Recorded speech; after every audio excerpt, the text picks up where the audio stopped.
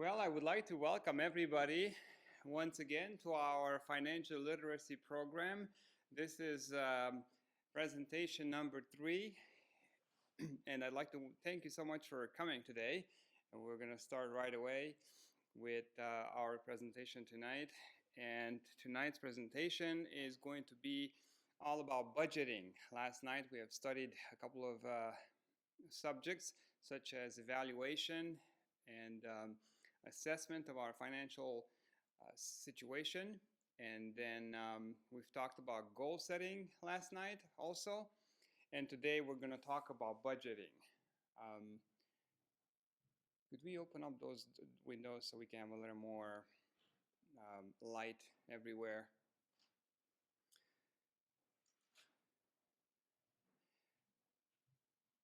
All right. Thank you. If I would have to ask you tonight, what is the most important thing that is taking priority in your personal life in terms of finance, what would you say? What is the most important thing financially speaking in your personal life? To have lots of money, to have lots of savings, perhaps to have a good stash for retirement, perhaps is to have a good emergency fund so if you lose your job, you will have enough money set aside. Or perhaps you would like to have a little bit of money set aside for a vacation to Europe or Ireland or Venice or something like that. Or what would be the most important element of your financial preparedness plan? What would you say?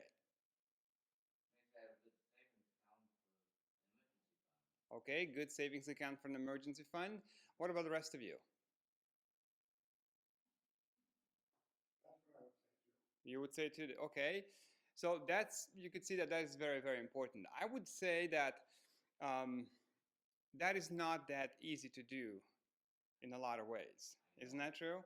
Because 70%, according to the Wall Street Journal, 70% of the Americans in this country are living paycheck to paycheck. If you go to Money, CNN Money, the percentages are even higher, that's 76%.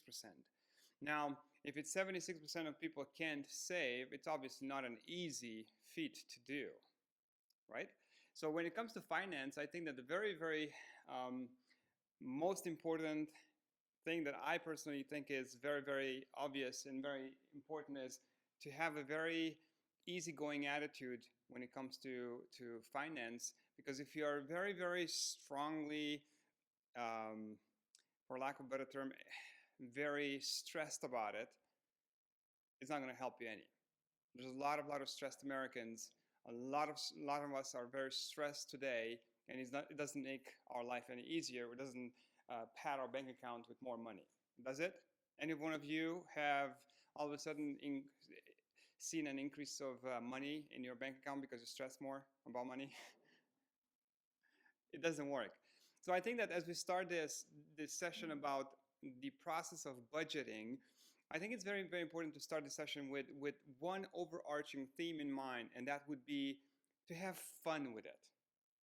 Because we tried the other alternative. We tried having to deal with finance, and we were stressed along the way to the tune of sometimes you're going wild and say, oh, I can't do this anymore, I can't handle this anymore, and so many other ways to deal with it. A lot of people have a lot of stress because of financial responsibilities.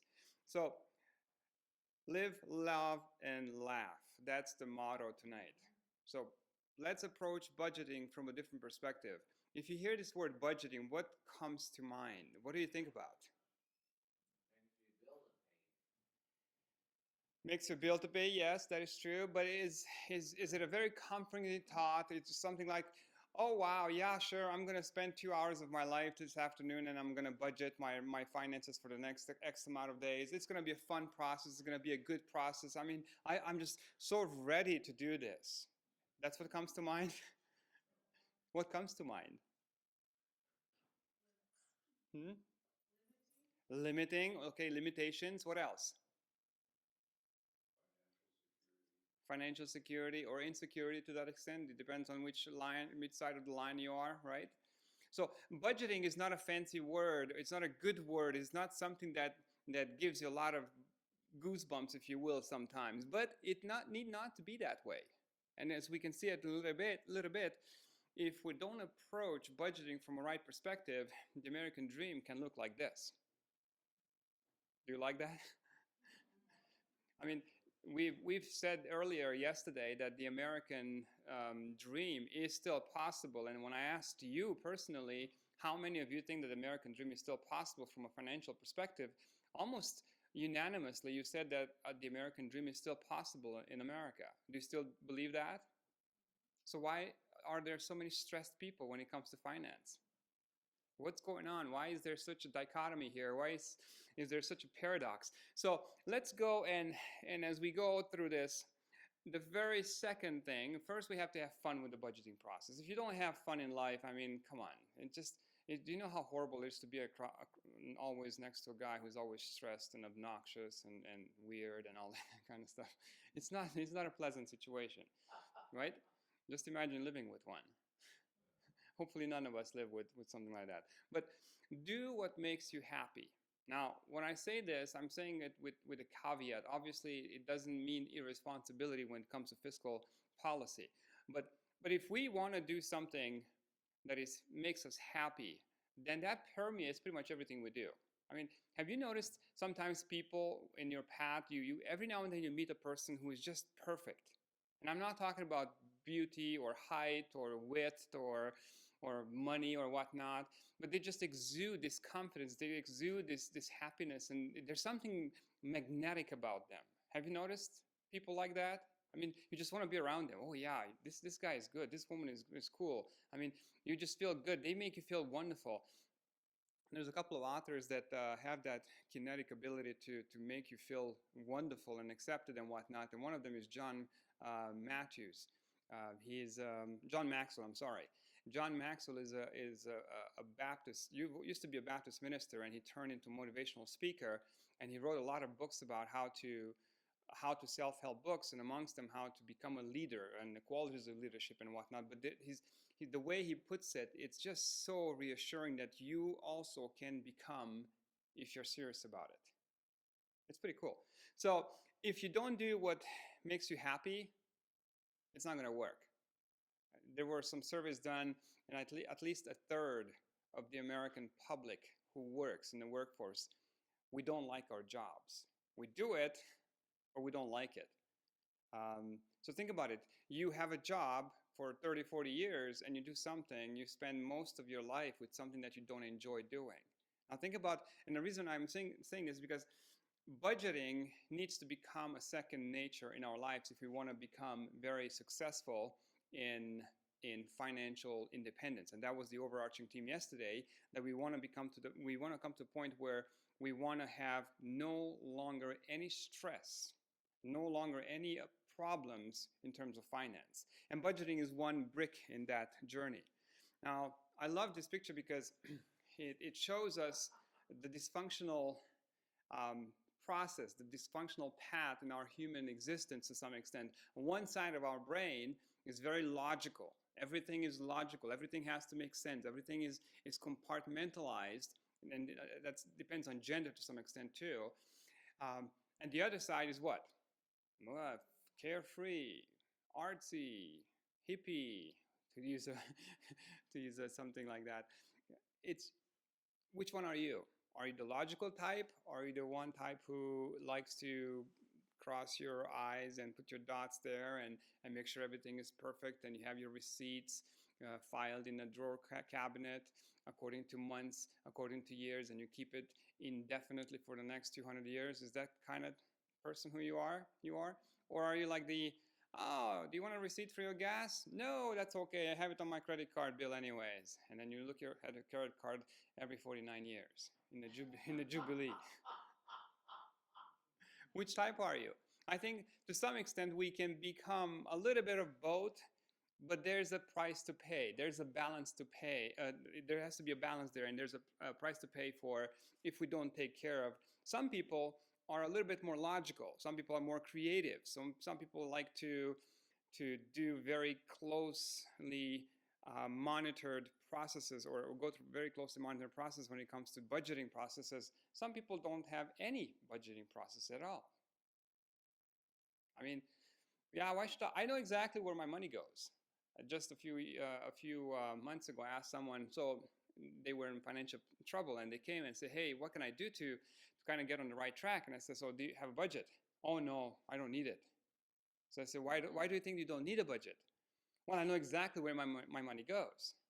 "Okay, perfect." So I took a piece of paper and a pen, and I sat down, and I started asking the question. So let's see, where is the money going? So we started drawing down, and we made entries for every single purchase, and pretty soon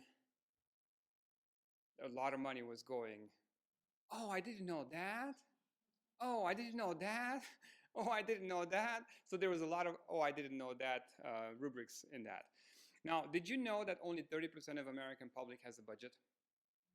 That means that statistically speaking, 7 out of the 10 of us in this room do not make a budget on a monthly basis. So how many of you do guys have a budget? One person has, well, 2 people who have a budget. So I would assume that the rest of you would say, "I know exactly where my money goes," right? I do know what because I'm at the. So out of curiosity, this is not going to go anywhere, but it stays with us.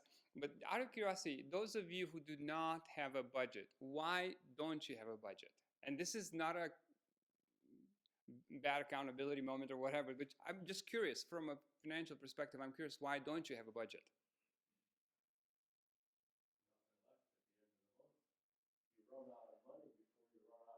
Okay, sounds good. Okay, that's a good observation. Rest of you?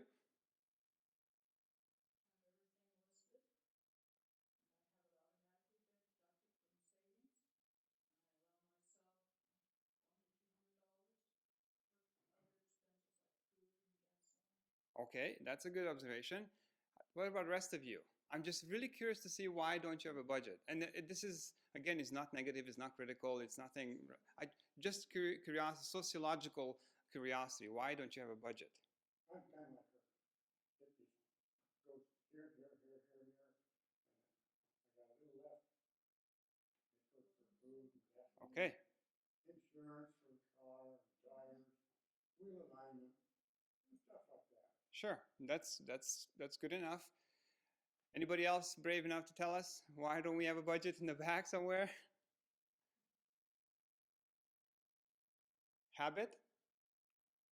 Or never done it? Or do not have the patience for it? Or what could be? One thing that you mentioned, Zeke, it's very, very important because, and you kind of echo the rest of you guys too, but most of us believe that the budget is something that we have to deal with if there is money left over. And that's the very erroneous, not negative, just it's not it's not something that from a definitional standpoint it's accurate when it comes to budgeting. Budget is not the leftover money to be taken care of after you paid your liabilities. A budget, as we go on and we'll see, is an overarching vision of your life in terms of finance. Okay? So that's exactly, and you don't feel bad, Zeke, because I was exactly where you were, or at least I subscribe to the same idea as you do right now about a year and a half ago or 2 years ago. Because I was thinking, well, why do I need a budget with my wife? Because we don't have a lot of money to spend, we don't blow money and all that kind of stuff and whatnot. But then, as you read and as you educate yourself and you understand more about finance, you realize that budgeting processes are in place to give you an overarching goal when it comes to finance. So budgeting is not managing or micromanaging a sliver or your financial ability within a given time frame, let it be a month or 2 weeks or a year or whatnot. That's not budgeting.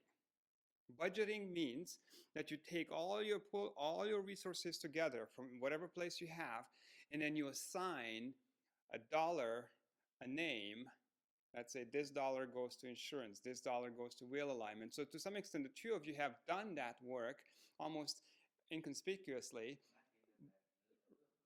That's right. So to some extent, you have done that, but it's more of a conscious decision. It's more of an intentional decision that I dictate the terms of what my money will do for me and where the money goes. That's what the budgeting process is. Because most of the people, 70% of the American people who do not have a budget, also fit, statistically speaking, in the same category that spend the most in discretionary spending. And they do not afford it. They cannot afford it. So how do we do then? What do we do? How do we put the vice or the grip on spending? Because the reason why we are in debt, and you will see that in this seminar, the overarching theme of our seminar would be not only financial literacy and education, but the biggest thing that, as I mentioned last night, is if you can manage debt, you can change your financial ability, and you will change your life. So you can do that as a first step by taking care of budgeting. So I have a super secret, did I say super secret? Formula how you can have the perfect budget. And I will give it to you tonight because you're so wonderful. I will give it to you free of charge. I'm not going to charge you. Later on, 5 years from now, I'm going to charge big money for something and I'm going to give you my autograph for free. But tonight is your lucky night because I'm going to give it to you for free. No money asked, okay? So you ready to get the most effective budget on the planet? Mm-hmm. Okay, here it is. This is the formula. Can you read it? It is, right? It's just a little bit of a quantum physics with the fractal geometry and a few other mathematical elements, and you should be good to go. So do you think that this is the reason why 70% of Americans cannot or do not have a budget? What do you think? It's a very simple formula. Any one of you guys can guess it? It's not complicated. Come on, it's not rocket science. I didn't read it, so I don't know. You can't read it? How come? Okay, I got you, didn't I? There's no complications. There's no complication to a budget. It's very simple, and in fact, it's so simple that some of you might say, "Oh, I know that already." But if you do know that, why don't you do it, right? And I'm not trying to be rhetorical here, but I have 12 steps, very simple steps, that if you follow them, and if you do these 12 steps, you will have a very, very, very good budget, and it will change your financial ability on the long run. Now, I'm not offering a panacea. I'm not offering a miracle tonight. I'm not saying that you will be cured from debt and you will become a multimillionaire overnight. That's not the case. We're just simply are talking about the mechanics of a budget construction process in which, if you do follow those 12 steps, that you will be able to fork your destiny in terms of financial ability. And trust you me, if you do this, you will no longer be in trouble financially. So what are those 12 steps? Well, let's go and look at one at a time. The very first step for the perfect budget is you have to sit down with yourself. And I told you yesterday that a lot of the financial dealings that we have to do on a daily basis has a psychological, a psycho-emotional construct or a component. Because if it wouldn't be true, we wouldn't go into debt irrationally. I mean, have you noticed in the news every now and then you hear these stories about some guy going home and say, "Hey, honey, I'm home. Look at what I brought you." And the honey goes outside and there's a 24-foot boat. Right? A 24-foot boat, and then the payment is $635 a month on it, but they can't afford to buy gas. Right?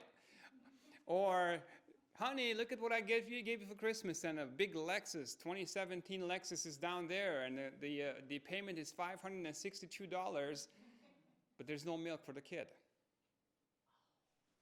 There's a lot of situations in which we are spending money without thinking sometimes, and we're incurring debts that we cannot afford, and because of that, not only we damage our own future financial ability, but we are messing up the next generation, because the little Johnny and little Andrew, or whatever the name is in the family, or Susie, they will look at you and mom and say, "Wow, mommy and daddy have such a cool car.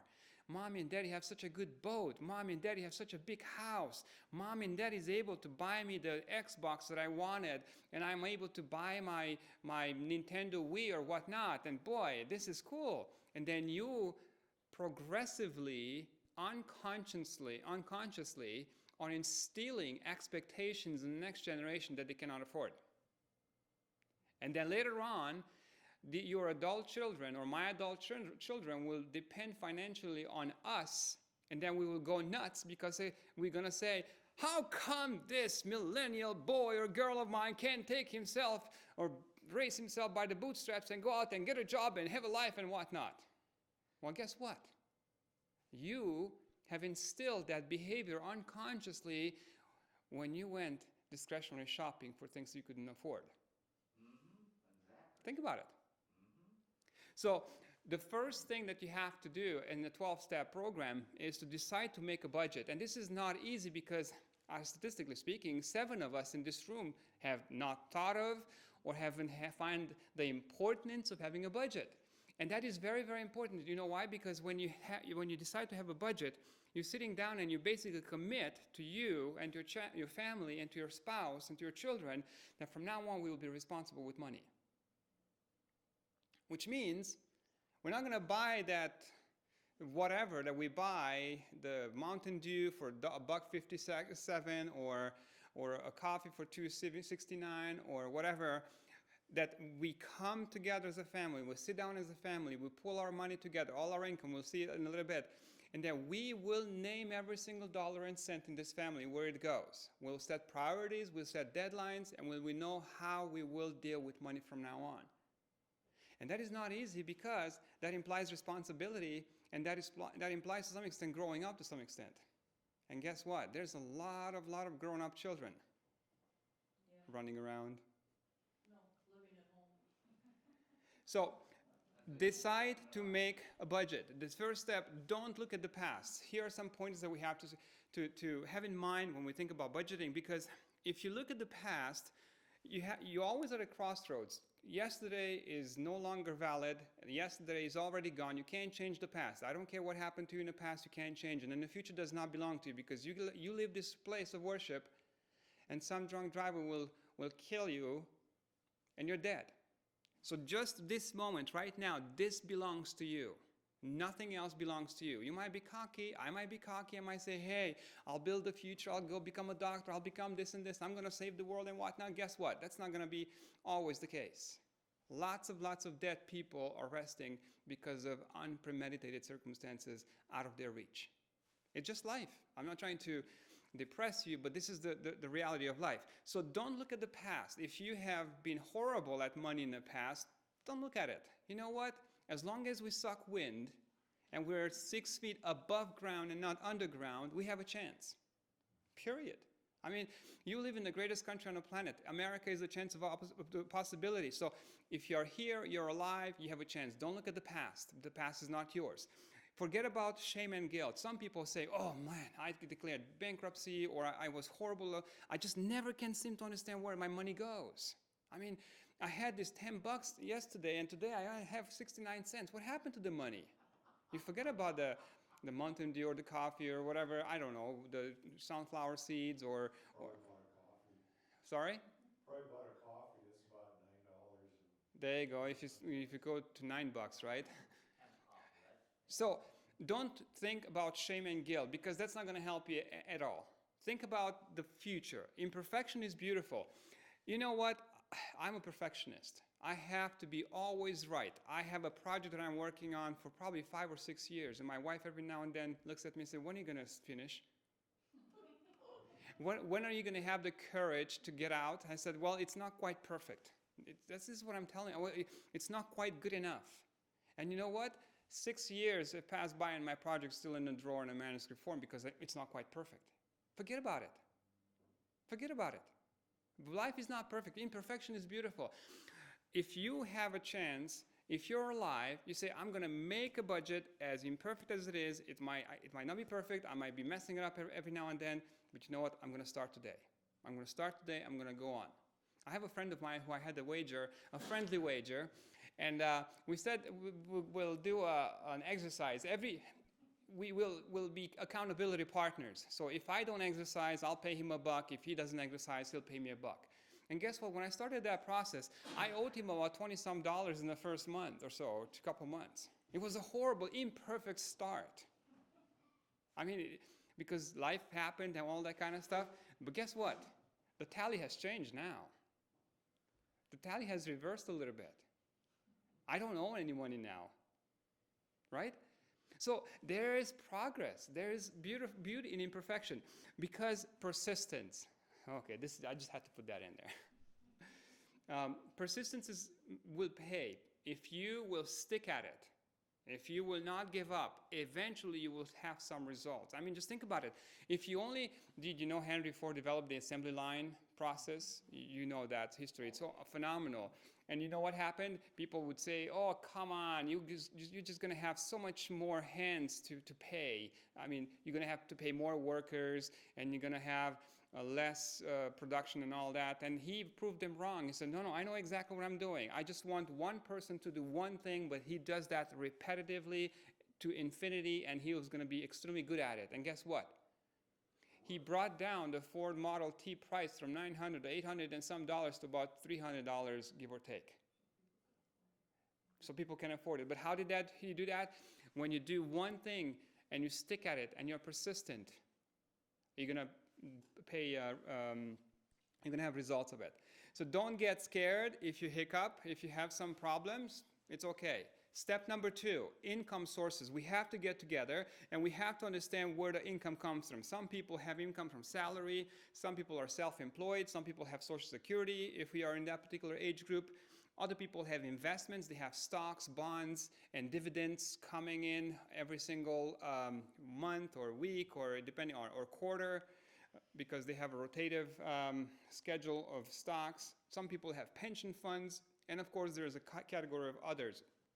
Others being a second job or alimony or child support, interest, settlements, tips, annuities, and so on.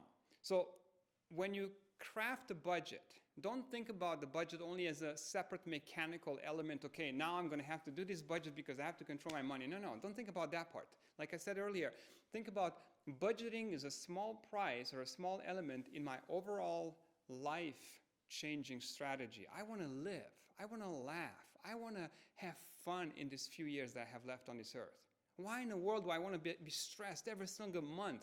I mean, the month is on the 23rd or 25th, and because I haven't budgeted, I didn't pay attention to where my money went, and I have 29 cents in my bank account, and there's still 7 or 8 days to go, and I can't afford living, and then I go stress about it. So the only option that I have to go to credit cards, or I have to go to payday shark loaning or whatnot, and I'm going to go deeper and deeper and deeper into debt. You don't have to do that if you have a strategy. And this is the strategy I'm going to show. If you keep these 12 steps, you will be in no financial trouble whatsoever at all. So number 1 is to take a decision. You have to make a budget. You have to have a budget. This is it. Okay? And step number 2 is to take a piece of paper and write down where all your money comes from, salary or whatever incomes we have said earlier. Then we total this income up, and this is going to be the base for our calculation. And then we will subtract all the expenses that we have coming in. Okay, so let's see, we'll have an exercise a little bit later. I have budget sheets here, several ones, and we'll go to the next exercise. I just wanted to go to the theoretical phase of it first, and then we'll do some exercises with that. And of course, you always have to stay in a surplus. What surplus means? On a plus side. So if you have $1,000 coming in income, you can never spend $1,050. You always have to spend $1,000 or less, because that's how you get in trouble. And theoretically, this is a very easy thing to do, but 70% of Americans don't do that pragmatically. Or we have a very hard, difficult time to do that, and we'll see in a different lecture why is that. Okay, so number 3 step. Step number 3 is track spending. We talked about this a little bit yesterday.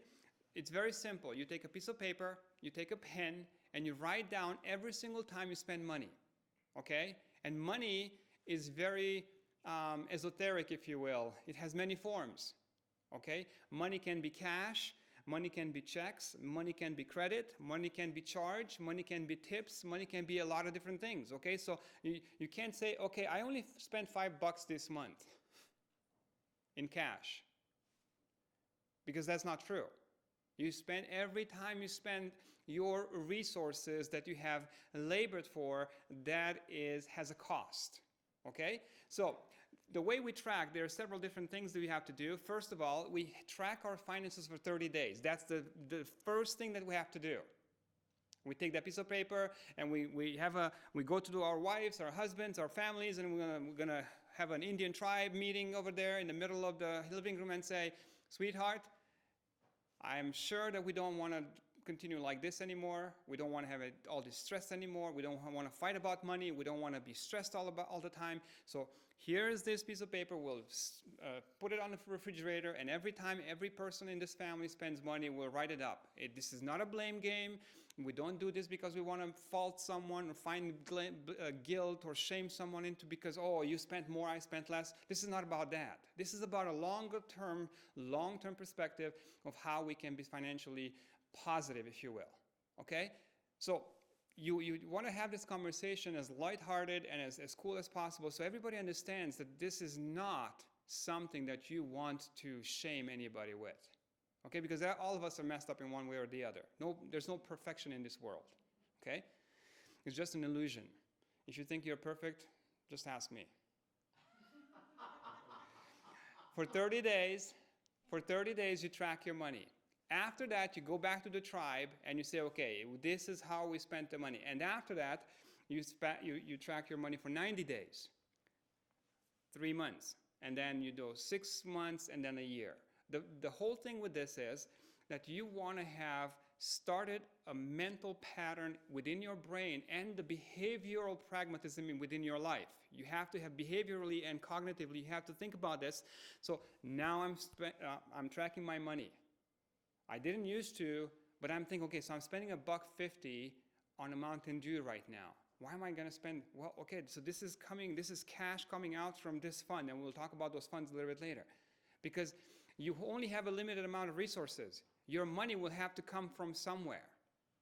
If you have $1,000 coming in and you spend all the 1,000, and if you want to buy something else, it's not there. You have to go into debt. Or if you want to, let's say you decided to buy, I don't know, a Nintendo Wii for $200. I don't know how much it is, but I'm just making this stuff up.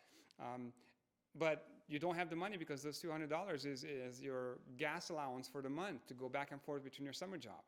So what are you going to do? If you buy the Nintendo, you can't go to work. If you can go to work, you can't make more money. So you can buy 2 Nintendos, one for you and the other one for the girlfriend. Right? Just think about it.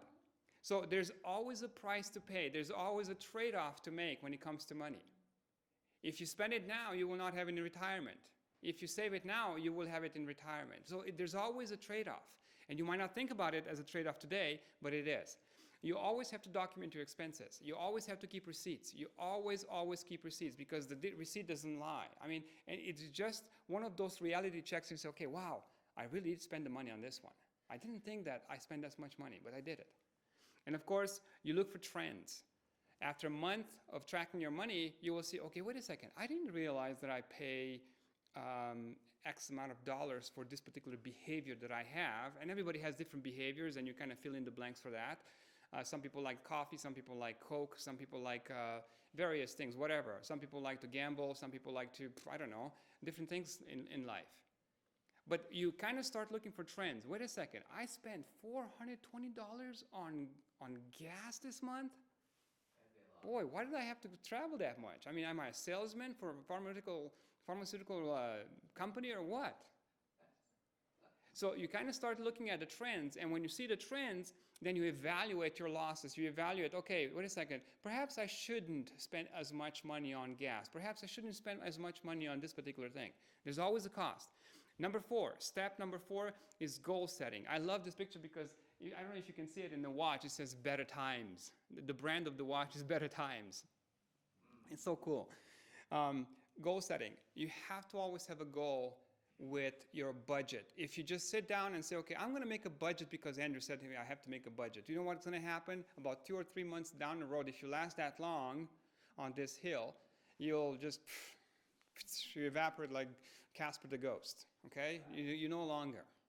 But if you say, okay, I am doing this budget because, and you always want to ask yourself why. The reason why we have to have a budget is because we want to have an overarching independence financially speaking, right? I mean, we want to be happy. We don't want to get stressed all the time. We don't have fights. We don't want to have fights all the time. I mean, I remember, I told you that I come from a single parent home and there was no fights, but I can remember the stress, the inordinate amount of stress in my mom's when she was struggling to understand, to see, okay, so how am I going to make it this month, or how are we going to buy that next month, or whatnot. So it was always a constant juggling. She was very, very good, and she was able to make it always, better or less. But you don't want to do that. And you know who's going to pick up on that? The children. Because I remember it now as a 40-year-old, plus 40, and I was a kid. So your children will understand and perceive that stress factor, that stress level within the family, because the fights, and like I said earlier, in 51% of the divorces in North America that are happening, a large majority of it come because of financial fights. So think about it. If you would have a budget, if you could communicate about your financial resources with your spouse, you would avoid some of these things quite well. So you have to ask yourself, the reasons why you spend more, and the reason why we have a budget here again is to be happy and financially independent, but also to look at the trends. Why am I spending more? Why am I always going to debt? Why do I have to always buy this particular item, whatever it is? Because that is a psychosocial thing. Is it perhaps because I've seen my mom and my dad always struggle with that? Perhaps have I seen them always borrowing money? Or is there an emotional trigger? And some people have triggers, emotional triggers. When they aren't happy, they go to the mall and they buy, and that's shopping therapy. It's a true story. Some people have some sort of psychedelic therapy when they go retailing in shops. It's true, and they feel better. But the price for that is financial instability. What are you going to do? You buy a skirt for $40 or an Adidas sports shoe so you can go play basketball for $150, and then 2 months later, it's no good anymore, and you have to sell it at the thrift store or a garage sale for $20, or if you get that much. So you see, you have to evaluate if you have an emotional baggage or a family baggage from the background with your family. What causes your behavior to go over your spending limits that you impose to yourself? And the answers will determine your success. Now, number 5, build in flexibility. You have to allow for flexibility in your budgeting. If you say, okay, family, this is it. This is the law. We live in Montana. We're law and order state. You can't, no, it's not going to work. You're going to get frustrated, and then 1 month or 2 months into this journey, you're going to give up, and it's not going to happen. So you have to have flexibility. Is this rope flexible to you? That's very strong, high core density steel.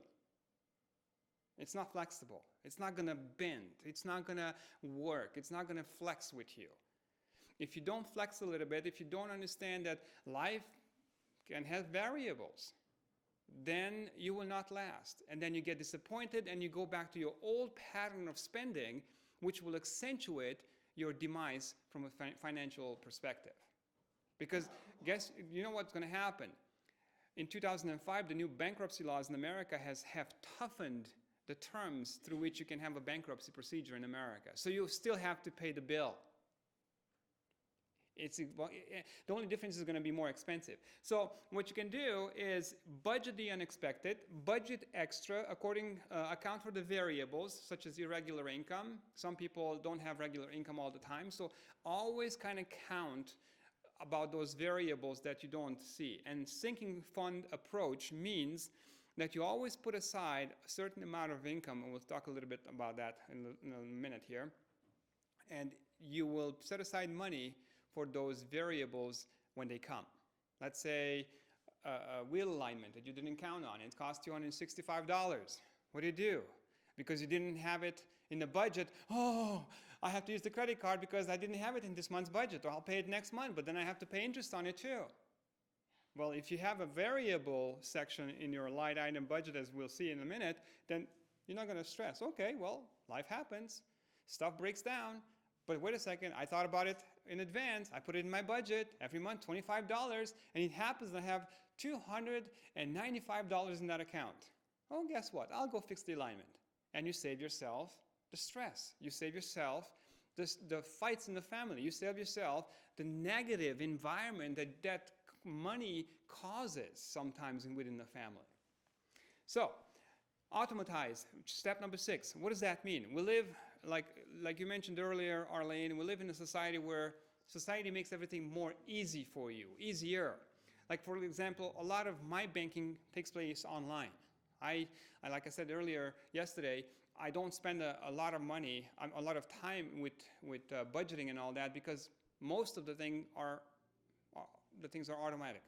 Like, for example, my mortgage, insurance, utilities, savings, taxes, medical, they're all automatic, which means that I linked my bank account with those institutions that have a recurring payment, and they automatically, on X amount of date, they come to the bank account, zoop, they zap it, and they go away.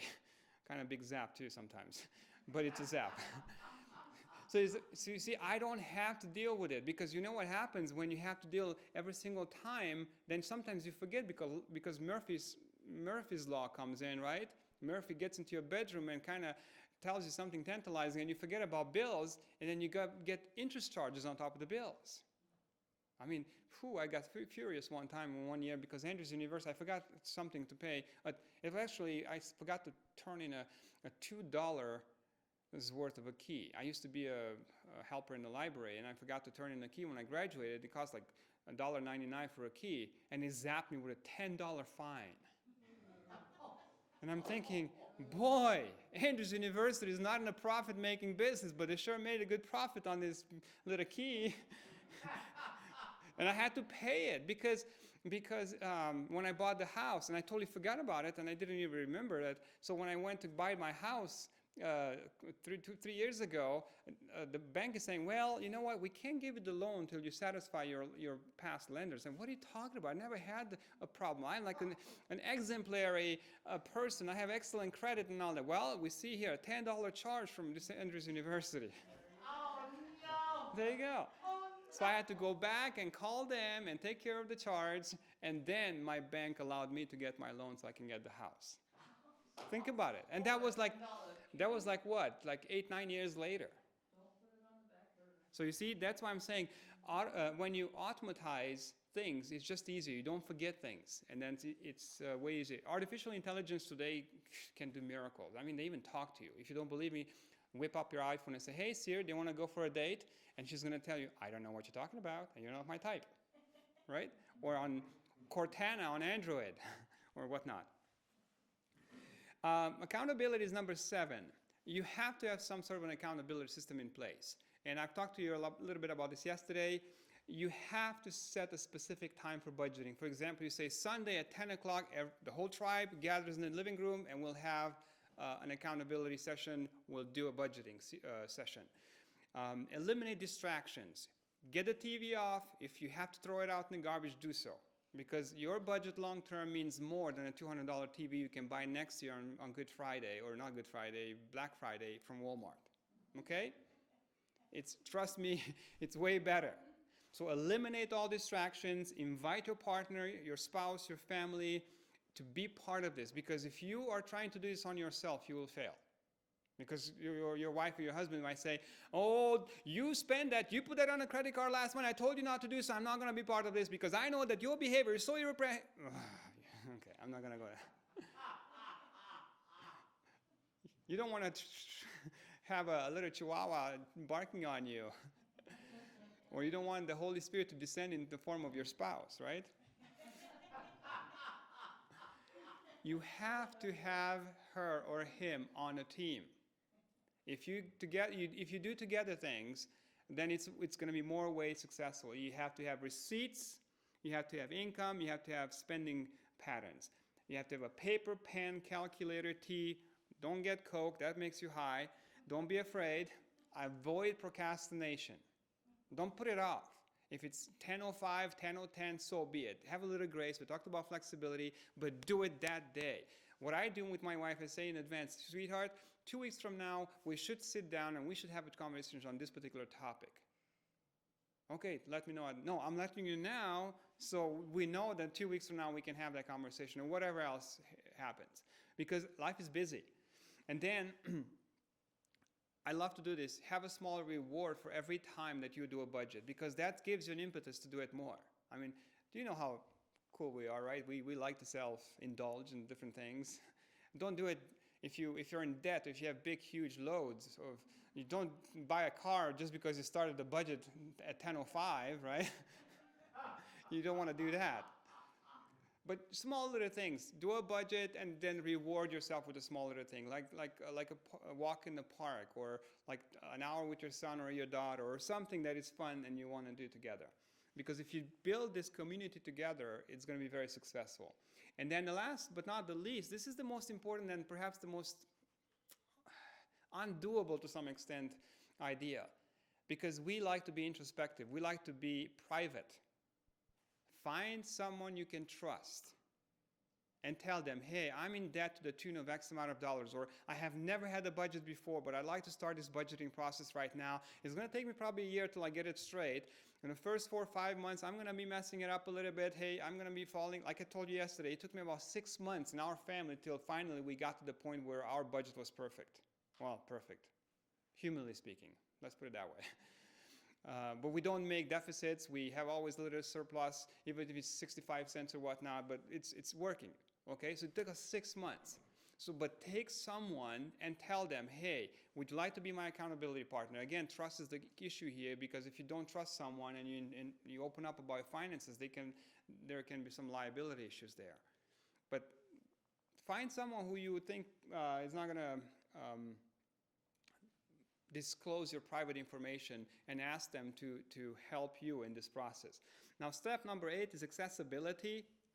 And the way accessibility works is that every budget, like I mentioned earlier, has various categories. It has cash, checks, credit, web access, and automation. And the reason why this is important is because, for example, like our mortgages, most mortgage can be deducted automatically from our bank account. Okay, so that's automatic. So that's that component of the budget. But still, it has to be on a budget. Now, I'll show you on these sheets in a little bit. It's still on a budget. You still account. You still spend on paper that money, but that's automatically deducted from your account. Savings is the same way. Insurance is the same way. For example, groceries. I never buy groceries. You should never buy groceries with credit cards. Now, there's only one caveat. If you're absolutely perfectly abstinent of spending extra money, okay, which means if you're so confident and so good at controlling yourself that you know for a fact that you will not spend anything extra from what you already decided to spend, then you could use a credit card that gives you points or kickbacks, like cash backs or whatever that's called. 4%, 5%, there are some credit cards that do that. Or airline miles if you want to travel. So that, if you're smart, if you are self-controlled, you can do that. But most of us are not self-controlled. That's why we are in trouble most of the times. So in that case, I would advise only buy groceries and perishable items with cash or with checks that has coverage in the bank account. Because if you buy, what's going to happen, you go out with your buddy or with your wife or your husband or whatnot, and you go to the restaurant and say, hey, let's go in and have some fun at Olive Garden or Hardee's, or what's up here? Let's see, Subway or A&W just opened here, Kentucky Fried Chicken and whatnot. Let's go, and you make a bill of $15. And you eat and you have fun, but that $15 a month later follows you home because you have to pay the credit card bill. And if you have debt, you added to that debt by $15, which means that $15 generates an interest charge anywhere between 15 to 25% depending on your credit score.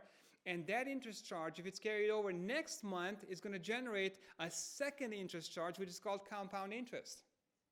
So before you even realize that you will never be able to pay off your debt, and guess what? You have ate and took care of your eating long before, and you still are paying the prices and consequences months into the future. So it's not good. Credit cards should never be used as a budget strategy in your budgeting. Never. You should never say, I'm going to pay this particular bill with a credit card. Never. We're trying to get out of that, not getting into more debt. Okay, step number 9 is accuracy. Accuracy in terms of, you have to remember that you have to be very conscious about variable and fixed incomes. We already talked about some people are self-employed. They have a clientele. Not all the time the sales are the same or the projects are the same. So you kind of have to gauge as much possible with as much accuracy as possible, but it's not going to always happen. But the accuracy comes when it comes to the spending part of this process. Like, for example, you track your cash expenses. I mean, your check expenses, because you have check numbers, right? And you have to do the carbon copy and whatnot. But then you kind of forget to put that $1.50 that you spent on a discretionary item like a Coca-Cola or whatever. I'm just picking that as an example. I don't have any problems with Coca-Cola. It's actually really good. It's not healthy, but it's really good. Okay? I don't drink it as much. But so you have to make sure that you're very accurate and intentional with those smaller expenses that you have also. Because if you don't, you forget those, and $2 here, $2 there, $1 here, 50 cents here, by the end of the year, it adds up to about anywhere between $500 to $1,600.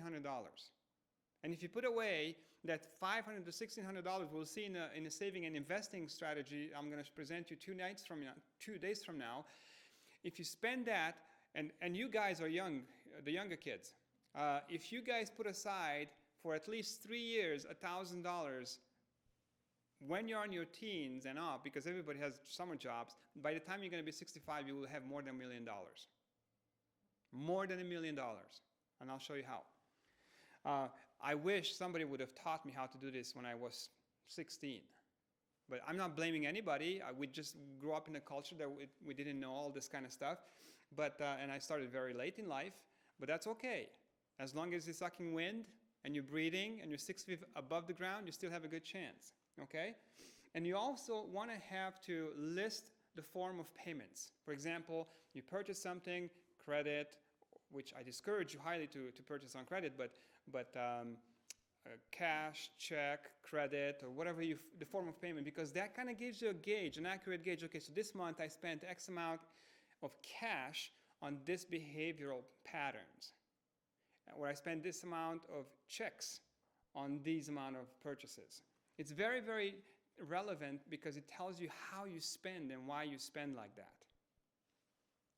Okay, then ask for your bank statements.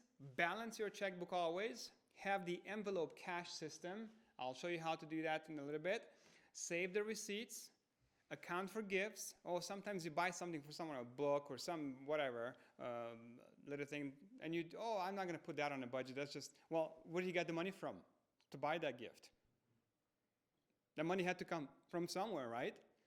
So we'll put a line item on the budget, gifting, and you put $25 there. And so when you want to go out and, for example, buy someone a dinner or go to a movie with someone, and it costs you $15 for, you like this girl really cool. Oh man, this is just a cool girl. You invite her to come to a movie, and it's costing you $16 to go. And then, well, wait a second. I have $25 in my discretionary account. So I can go do that. I don't have to go into debt. Isn't that cool? Or anything else. Okay, set the duration of a budget time. You don't want to budget for 15 hours because if you do that, your family is going to get discouraged and you're never going to see them for the next millennium again. Okay? So say, okay, sweetheart, family, we'll be here for 20 minutes, 30 minutes. We'll do this budgeting, and next time you'll do a little bit more. When we started, I think first time we did budgeting, I think it took us about 3 or 4 hours. I mean, I did it first on my own, and then I showed the budget to Judith, and then she said, okay, yeah, that's kind of, she asked questions and whatnot, she confirmed whatnot. Now, it's less than a half an hour, because you become very proficient in time with that. Okay, and you make sure that reoccurs on a monthly basis. You set it aside in your calendar. We are having a budget this day, exactly as you're gonna go to a heart attack specialist. If you have a heart attack, that's exactly how you have to take that date. We are having a budget session on the 15th on a Sunday at 2 o'clock, and if you're missing, and you show your other face, right? Whatever. Okay, budget safety nets. Step number 2. Saving needs to come first.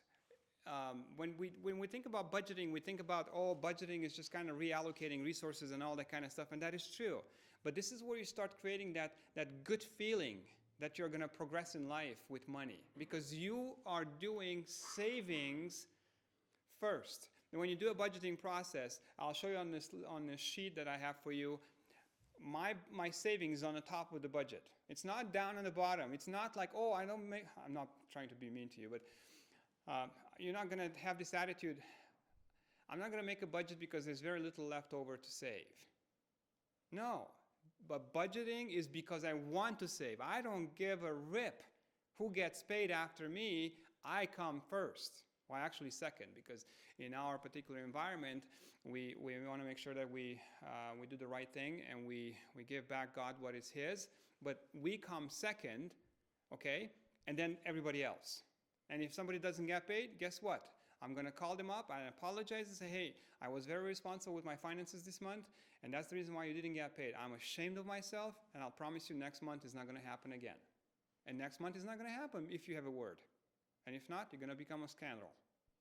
It's just that it.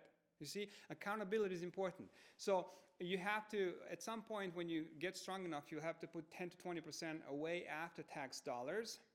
And that's not easy. I mean, that's not hard to do. You can get up to 30% sometimes if you're really smart. And I'll show you how to do that in the investing and saving section of this seminar. Budget it as a line item. Never ever have the mentality, I don't have money to save because all these bills are due. Well, guess what? They are due because of your behavior. Those bills have been incurred because of your behavior. But that's okay. We have a new start. We don't do the past anymore. From now on, we slowly change. But from now on, I will make sure every single month, no matter what happens, I will save money. Period. And if you have this attitude, in no time you will have some money saved aside, and the financial stress is going to get away. I mean, you have no idea. I mean, I don't know, perhaps some of you do. When you get to that point, that sweet spot where you don't have to worry about finances anymore, that doesn't mean that you're rich. It doesn't mean that you're out of the big trouble. But that you don't have that big stress on you. Am I going to be able to buy milk for my kids? Am I going to be able to buy gas so I can go to work? Am I going to be able to afford a wheel alignment or a brake? I mean, my little Honda needed brakes. Okay, so what happened? What did I do? I got into my savings. I bought the brakes. I changed them myself. Instead of paying $600 in a dealer, I went online, bought the brakes. I changed them myself for about $60-some for the brakes, another $40 for the rotors. So for about $100 or so, the brakes were done. The money was there. I didn't have to borrow it. I didn't have to go ask for it or beg for it or steal for it. It was there because you thought ahead. And then, of course, you want to automatize the savings as well. What you want to do is you want to make sure that your saving part of your budget automatically is zapped, zoom, like this, zip, like an electric current. The bank is taking it away and puts it in an account that you don't really have very easy access to. That could be a savings account, a money market account, an investment account. We'll talk about that later. But you don't have too much access to it, okay, if you don't trust yourself. If you trust yourself, you can take it out, put it in cash, under the mattress, whatever you want to do. And of course, we want to have at any given time $500 to $1,000 in cash for emergencies. Always. You want to have that much money. And then the second step of that emergency fund is build up a 3 to 6 months worth of emergency funds. What happens if you lose your job? What happens if your dad loses his job? Everybody has to pay a mortgage. Everybody has to pay gas. Everybody has to pay food. If you or your dad or your mom loses their jobs, what are you going to do? How are you going to survive? Are you going to get on the streets? You see? Responsible people think about the future and take care of that. And then last but not least, you will have a blow money. Blow money is very, very important. You might think it's not important, but it's important. When you just want to blow money away, like, oh, I want to just do a kumbaya because I did 6 months of budgeting and I just want to go down to buy a frappuccino at the McDonald's. $2. Pretty good. So have a blow money. Live within your means. It's very, very, very important. If you are in debt, you cannot afford to spend more. No new debt. We talked about last time. Do not run deficits. Think about the big picture. Say no to sales and control impulse spending. I mean, I don't care how big the sale is. If I don't have the money, I don't have the money. I say no to sales. Period. And then, of course, you always want to pay with cash as much possible. No excuses. Ask for help if you're not able to do it. You know what? No more shame, no more guilt. You have to ask for help. Sometimes help is necessary. Period. It's not a shame to ask for help. And the last step is celebrate. It's very, very important to have occasions when you celebrate. If you did a 30-day spending, tracking your money, then do something fun with your family so they can see markers, post markers. Oh, wow, we've done this. Kind of like, why do we baptize kids? Or why do we get married? I mean, why don't we just cohabitate with each other, right? We make a big deal out of marriages. We make a big deal out of retirement. We make a big deal out of 12th grade. We make a big deal out of college because those are mileposts in our lives. Well, if we had a horrible financial background before and now we're doing better, well, let's celebrate that. This is pretty cool.